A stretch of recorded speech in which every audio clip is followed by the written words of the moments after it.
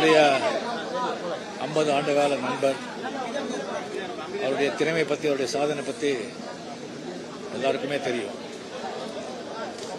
இண்டஸ்ட்ரிக்கு நிறைய தொழில்நுட்ப கலைஞர்கள், டைரக்டர்கள், நடிகைகளை அறிமுகப்படுத்தி அவரை வாழ வைத்த திரையுலகத்தை வாழ வைத்தவர் பாரதிராஜா அவர்கள்.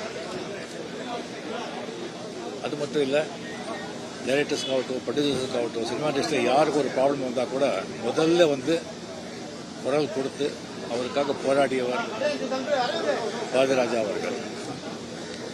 இன்னும் எத்தனை ஆண்டுகள் ஆனால் கூட அவருடைய படைப்புகள் மறக்க மாட்டாங்க. அவர் பேர் எந்தெந்துக்கும் தமிழ் மக்கள் இதயத்தில் எந்தெந்துக்கும் இருக்கும். தனிப்பட்ட முறையில் அவர் ஒரு குழந்தை மாதிரி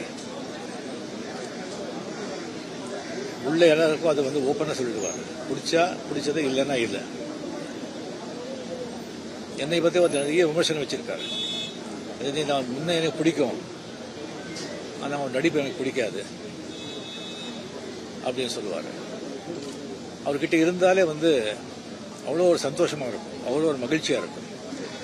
அவ்வளோ ஓப்பனாக அவ்வளோ நல்லா பேசுகிறவங்க யாருமே இருக்கவே மாட்டாங்க. அதனால தான் மறைஞ்ச புரட்சித் எம்ஜிஆர் அவர்கள், டாக்டர் கலைஞர் அவர்கள், நடிகர் தலைவர் சிவாஜி சார் அவர்கள் எல்லாருக்குமே அவர் அவ்வளோ ஒரு நட்பு, அவ்வளோ அன்போட இருந்தவர்.